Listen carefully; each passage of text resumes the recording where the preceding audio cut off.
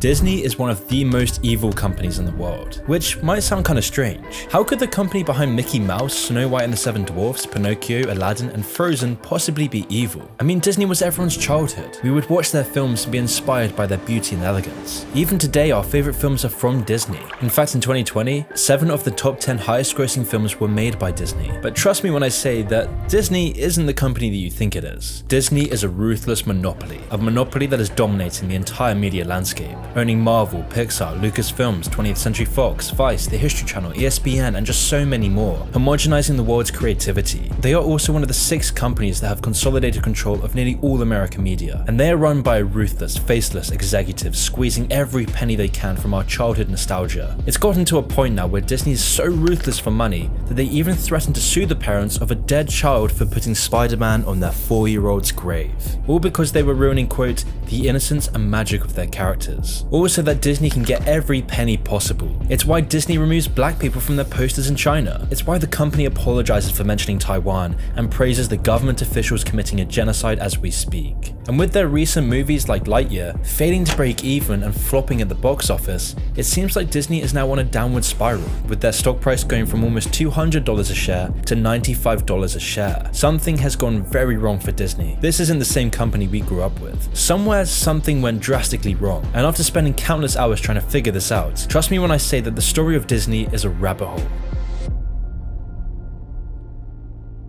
But before we continue, I want to talk to you about today's sponsor, Galaxy Lamps. The Galaxy Lamp 2.0 is the perfect mood setter, coming with a ton of different vibrant colors. Even better is that you don't need a remote when integrating the Galaxy Lamp with the app. By integrating with the Galaxy Lamp Smart app, you will have access to unlimited color options, along with the ability to control the lamp rotation speed, set timers and schedules, and so much more. And if you're looking to integrate the Galaxy Lamp with other devices, you can also set up the lamp with both Amazon Alexa or Google Assistant. But if you don't want to use the app or use Amazon Alexa or Google Assistant, the Galaxy Lamp will work perfectly without app integration, as the lamp comes with its own 6 different color pattern settings, in addition to a 3-stand system that allows you to place the Galaxy Lamp up against walls and ceilings. So if you want to set the right moods and fill your room with vibrant colors, use my special discount code MOON to get 15% off of your order. Do this by making sure to click the link in the description below.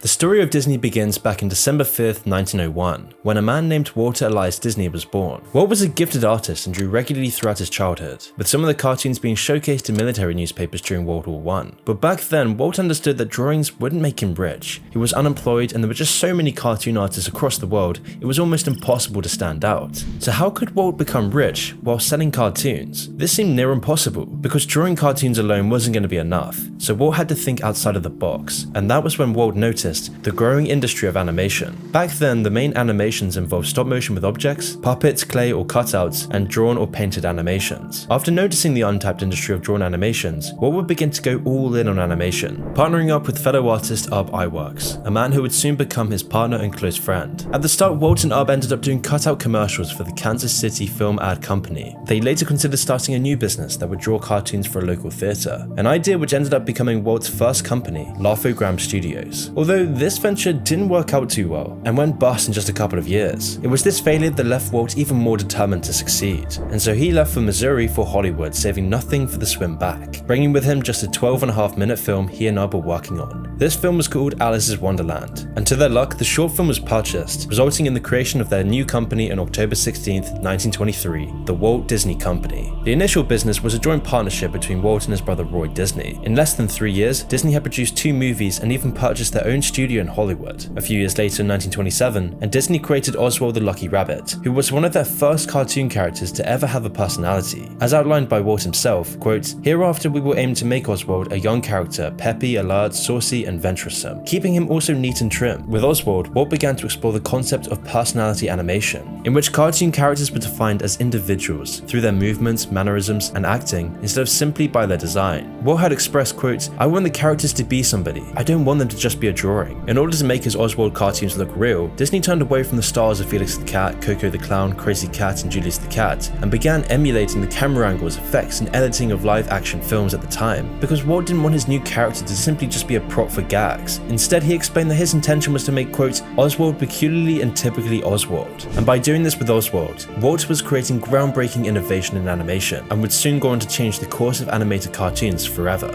However, other people were noticing this and wanted a piece of the pie themselves. And that's why in 1928, Walt was faced with disaster.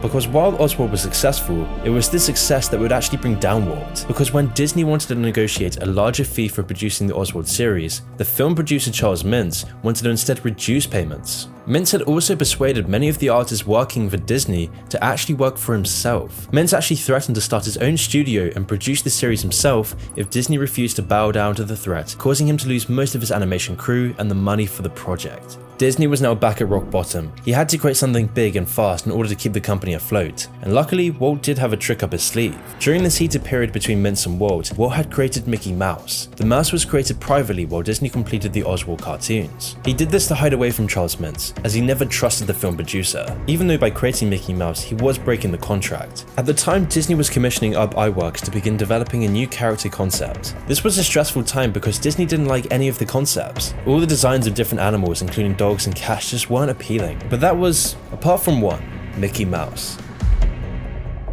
So Disney went through with the production of Mickey Mouse in private, with the character actually being voiced by Walt Disney himself. Following the principles of personality animation that he originally learned through his Oswald character, Walt's artistic style made Mickey one of the world's most recognizable fictional characters. His first debut in Steamboat Willie was an immediate sensation and led to Disney's dominance in the animated market for many years. Not long after, Disney started introducing many other well-known characters, including Minnie Mouse, Goofy, and Donald Duck, and it seemed like everything was turning for Walt. His empire was expanding, his cartoons internationally recognized, he'd grown his team enormously and his growth had far overtaken Mintz's. He seemed to have gotten the perfect revenge, but behind this golden surface was an impending disaster, with Walt being betrayed by the distributor for Mickey Mouse, Pat Powers. You see, Pat had gotten Walt to sign a dodgy contract with Universal Pictures, where they would take the vast amount of profits from Mickey Mouse, leaving Walt feeling underpaid, and at the same time, Pat would then convince Walt's close partner R.I.P Works, the guy who designed Mickey Mouse, the guy central to Disney's success, to now abandon Disney. With Walt being betrayed and losing his close partner, he would go on to have a nervous breakdown. With all this stress and turmoil, he decided to take a break abroad in Cuba with his wife. But this break would do wonders for Disney. Restoring his mental health, ambition, and team, he returned a few years later in 1931 to sign Disney into a contract with Columbia Pictures, allowing Disney to now distribute their cartoons in Technicolor. This new color technique would be used in their Silly Symphony series, allowing Disney to win its first Academy Award for Best Cartoon in 1932. And the experience they gained with color animations and the increase in funds led them to start working on their first full-length film, Snow White and the Seven Dwarfs. When they released this film in 1938, it would go on to become the highest-grossing film of all time. But once again, big challenges were just around the corner for the Disney company. In 1939, World War II began, disrupting the world economy irreparably, and Disney was feeling the impact. Because while Disney was reeling on the success of Snow White, the studio was producing Pinocchio in early 1938, along with Fantasia in November of the same year. Both of these films were then released in 1940, and neither performed well at the box office. Not because the films were bad, but because the European market had vanished. No one was going to the cinema to watch Disney films when bombs were hailing across the continent, which is why the studio made a loss on both pictures and was deeply in debt by the end of February 1941. In response to this financial crisis, Disney and his brother Roy would take the company public. And to please their new investors, Disney would have to take drastic measures that would include massive salary cuts, which would eventually cause an animator strike in 1941, which would go on for 5 weeks, crippling the company even more. The only way Disney was really making money anymore was through its anti-German and anti-Japanese propaganda films for the US military. However, by scraping the barrel for money, Disney managed to survive the war, and was then able to start focusing on original material once again. They initially found it difficult to pick up where it had left off, but 1950 proved to be a turning point, thanks to the success of their first live-action film, Treasure Island. Because of the success, Disney now had more money to launch several television series, with their first one, Mickey Mouse Club, making its debut in 1955. And again, this was an even bigger hit, with the 50s being the absolute golden years for Disney. And with all their mounting successes in this period, Disney would open their first theme park in California. Throughout this entire stretch, there seemed to be no issues. Everything they were producing was a massive hit. They were gaining worldwide recognition, and Disney would seem unstoppable. But after more than a decade of major successes, again something devastating would happen to the Disney company. On November 30th, 1966, Walt Disney would die as a result of his ongoing lung cancer complications, meaning his brother Roy Disney would take over the business, although in less than 5 years, the investors wanted him to be replaced, causing the Disney family to be succeeded by an executive team in 1971, marking the end of the family name's leadership in the company, and would also mark a major shift in Disney's future. Out were the days of handmade original Disney productions, in was the corporatized, hollowed out Disney. The focus now? Make as much money as humanly possible. And so in the following decades, Disney would start taking advantage of merchandising opportunities, it would produce more feature films, and construct numerous projects around the globe, including their first international theme park in Tokyo during 1983. And whilst everything did look good on the surface, the company was noticeably different after Walt's death. You see, during the early 1980s, American movie making was changing. Audiences were just less interested in the family films that had been the mainstay of Disney for many years, and the company was just now not meeting the standards of their competition. Disney's competition was making films garner towards the prolific teenage and adult market, something that Disney couldn't catch up with.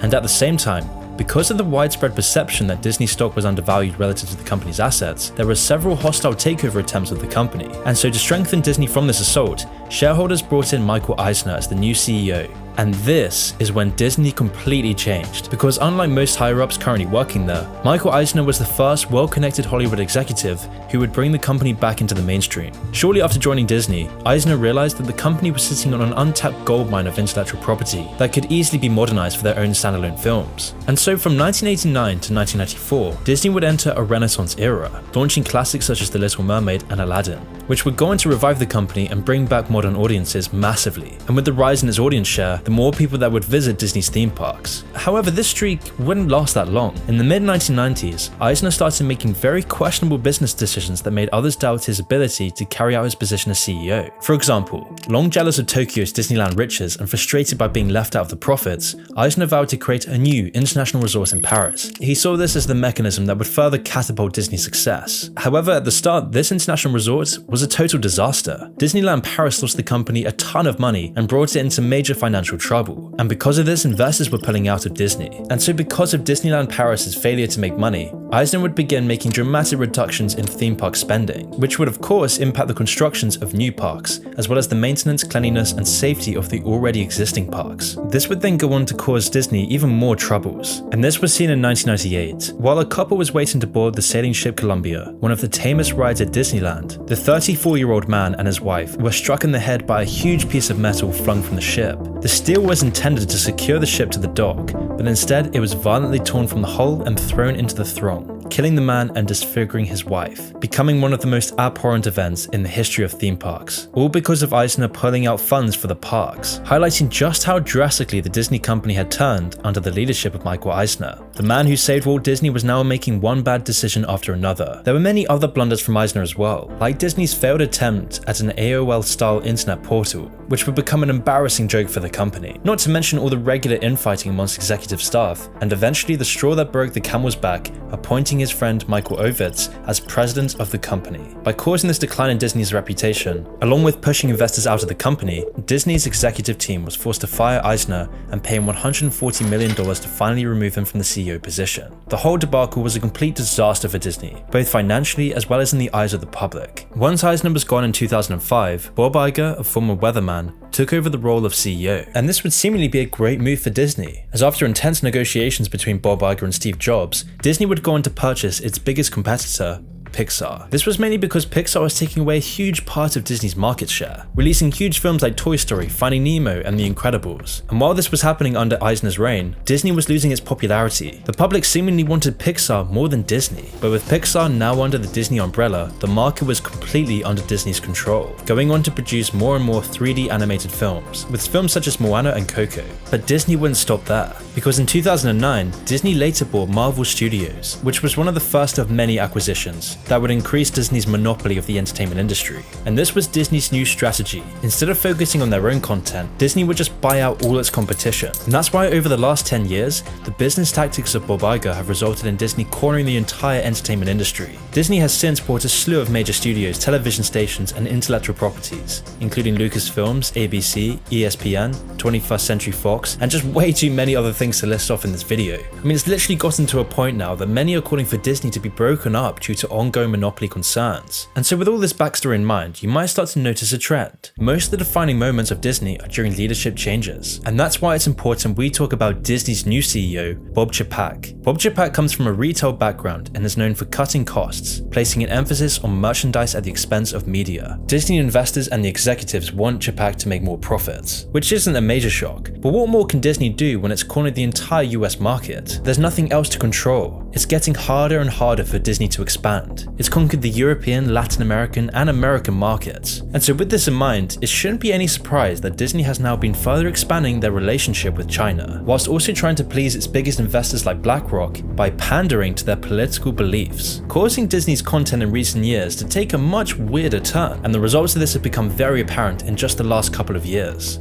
In recent years, Disney has been forced to pander heavily to their investors. With their new cost-cutting ruthless executives, Disney is doing everything it can to maintain its growth. And this behavior has been going on for a few years now. However, you'd think by doing this sort of thing that it would be a PR disaster for the company, and yet they haven't really stopped. In fact, the company has become even more morally bankrupt. For example, they've become so desperate to squeeze even more money that they actually refused grieving parents to put a picture of Spider-Man on their 4-year-old's grave. All because Disney wanted to, quote, preserve the magic and innocence of its characters, unless of course the father paid them a handsome fee. However, trust me, this is only the start here, because Disney is unironically supporting genocide in China. You see, behind closed doors in Hollywood, nearly every producer has to regularly self-censor their content, all in an effort to appease the Chinese government, and Disney is no exception. Due to China's massive 1.4 billion population, that equates to a ton of money, and so movie companies want to be sure to tap into the Chinese market. And with China's limited movie outputs, it means Western companies like Disney will have little competition. But there's a catch. China only allows 34 foreign films to be shown in the country annually. So not only is the competition huge amongst American movie companies, it's even fiercer when factoring all the movie companies around the world that want to tap into the Chinese market. And so for your movie to be chosen for screening, you have to make sure it's absolutely squeaky clean for the Chinese censors, which means removing any negative depictions of China, but it also means you have to praise China. You have to be as non-threatening as possible. And these requirements don't just apply to the films being released. No, this involves all the production team. If these rules are broken by the actors, producers, or distributors, or anyone else, they will all be banned from the country without a second thought, causing these giant movie companies to lose billions of dollars. Disney figured this out firsthand when they distributed a film about Tibetan oppression from the Chinese called Kundun, which temporarily got the company blacklisted from China. To revert this ban, the then CEO had to profusely apologize and even hired the former Secretary of State, Henry Kissinger, to prevent a total fallout with the country. After this incident, Disney had to jump through so many hoops just to get back in China's good books, which included buying multiple Chinese film distribution rights, hiring Chinese performance groups, and making plans to open a theme park in Shanghai. And Disney has since scrubbed all their involvement with the film. And as you may have guessed, this was when Eisner was CEO. He said, quote, "The bad news is that the film was made. The good news is that nobody watched it. I want to apologize, and in the future we should prevent this sort of thing, which insults our Chinese friends." In addition to the talks of genocide perpetuated by China being forbidden, there can also be no mention of Taiwan at all in Hollywood. I mean, just to give an example of how strict the rules are when it comes to any reference of the country, Top Gun Maverick is now facing a ban in China because of a single shot containing a Taiwanese patch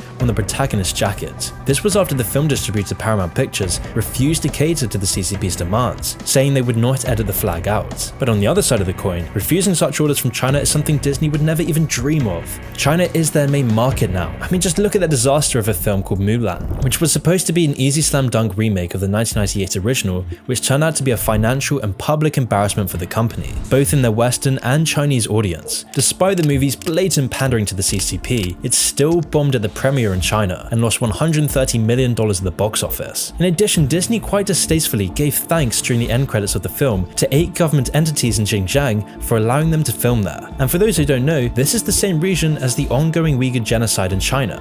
From Chinese police computers show that Uyghur prisoners in the western region of Xinjiang are shot on sight if they're caught trying to escape. Thousands of photos shed light on a secretive system of mass incarceration. Yes, Disney is quite literally praising the people committing genocide in China.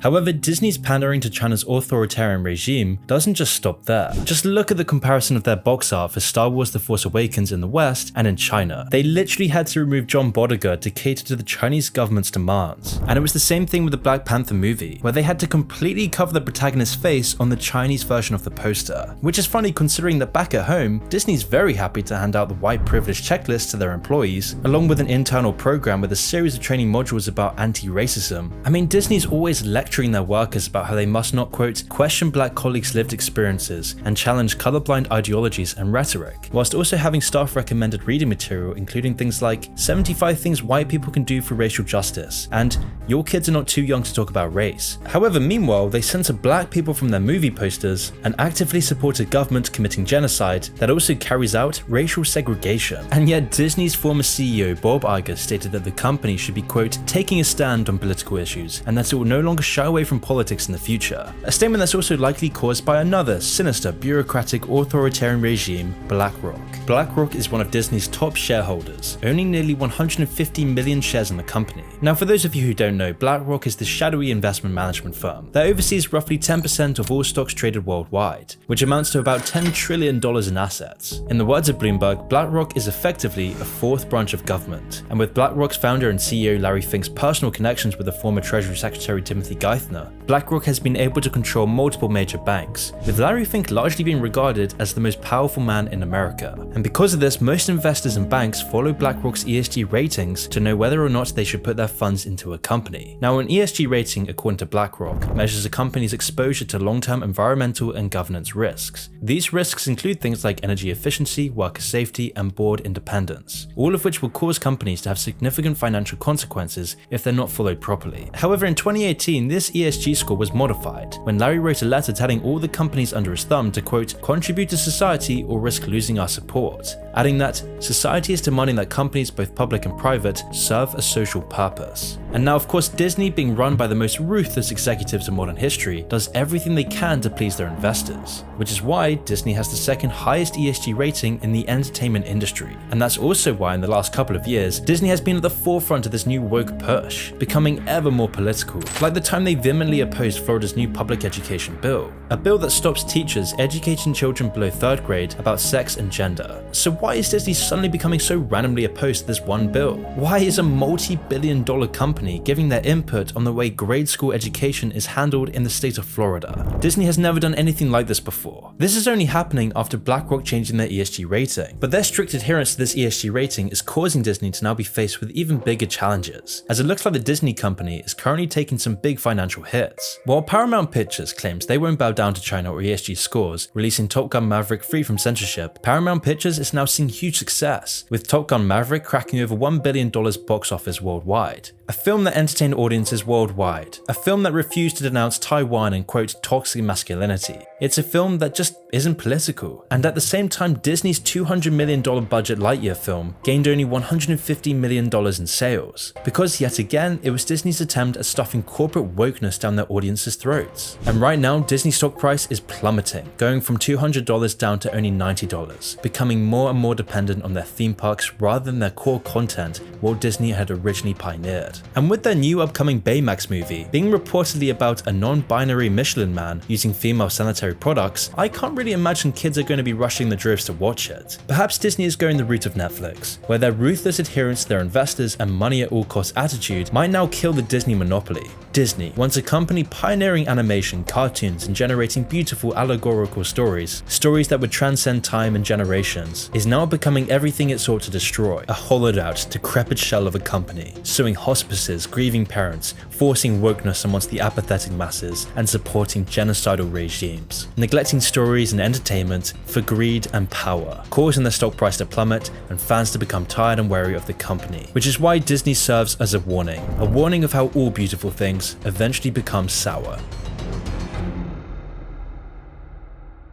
I have a quick important announcement to make. I'm sick of being demonetized on YouTube. I'm sick of censoring these videos for the YouTube algorithm. So this is going to change. Every month, I'm going to be releasing unfiltered, raw, controversial videos for YouTube members. Videos about the darkest corners of the internet, TikTok, the CIA, China, Rothschilds, a Mr. Robot series review. And by the end of the month / early August, I'll be releasing a video on Ted Kaczynski, otherwise known as the Unabomber, where we'll talk about his story, going from a mathematical prodigy to living in the wild, sending bombs in the mail, and having his manifesto on the front page of the New York Times. Not only that, but by becoming a member of the channel, you'll have access to my Discord server to talk with other like-minded people, where every month I'll be doing a Q&A for all your questions. And if you're still not happy with your membership in the first month, I will personally refund you. All you have to do is email me. So if you want to watch exclusive, unfiltered, controversial videos that I can't release to the public, which includes access to my server and a monthly Q&A, join my channel for only $5.99 a month. This will also help us out a ton too in making these videos. And if you want to support the channel even more, I will hard code your name into my videos for only £3 more.